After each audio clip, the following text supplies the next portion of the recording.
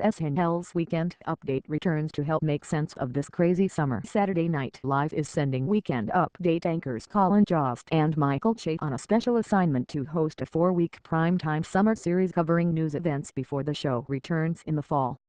The half-hour Weekend Update Summer Edition will air live at 9 p.m.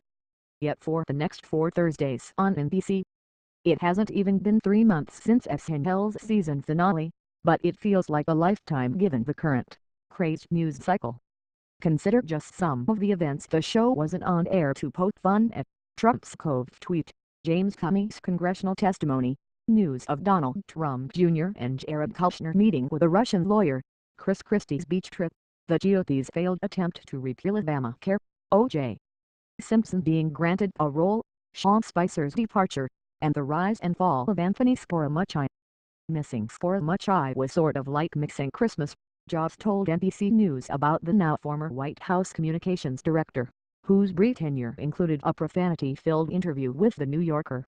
So, is there any chance of a Scaramucci appearance on the primetime show? There's always a chance, Jost teased.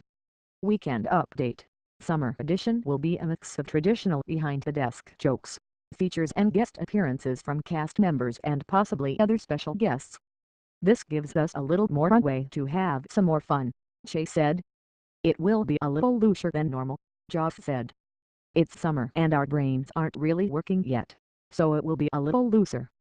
Michael wants to do Hawaiian shirts.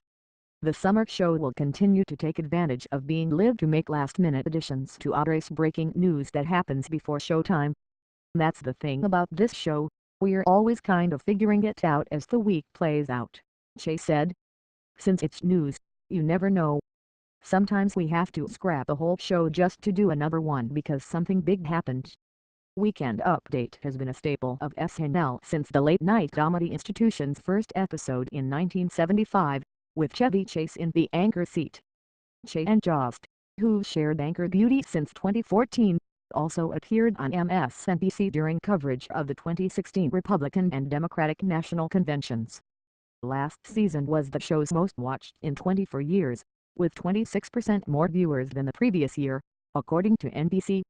Much credit for the ratings boost goes to the show's unwavering satire of the Trump administration, particularly Alec Baldwin's buzzworthy portrayal of the president. SNL racked up 22 Emmy nominations for its 42nd season, tying HBO's Westworld for the most nominations of the year, including a Best Supporting Actor nod for Baldwin, despite the fan favorite not being an official cast member. Baldwin's turn as Trump and other celebrity cameos have inspired Twitter users to tweet SNL casting suggestions each time the new Trump staffer makes news. Fans recently rallied on Twitter for Sex and the City alum Mario Cantone to play Scaramucci, and earlier this year fans tweeted their desire to see longtime Trump foe Rosie O'Donnell as White House chief strategist Steve Bannon, a role so far played by cast member Mikey DeRest. As the Grim Reaper. Related, how Trump helped SNL score ratings boost. Celebrities even began using Twitter to throw their own hats in the ring. Scrubs star Zach Braff and House of Cards actor Michael Kelly both recently tweeted their desire to portray Trump advisor Stephen Miller on the show.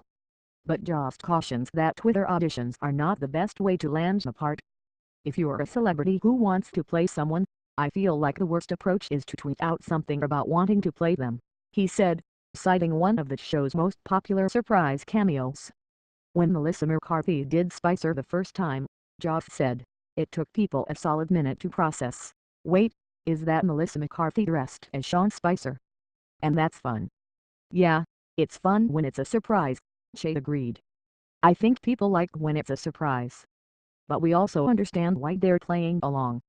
Jost and Che both said they enjoy seeing fans tweet about the show. It's fun that people are involved, Che said. The show's been on 42 seasons and people are still excited about it. That's cool as hell. SNL has not yet announced its season 43 premiere date. The show typically returns in late September or early October.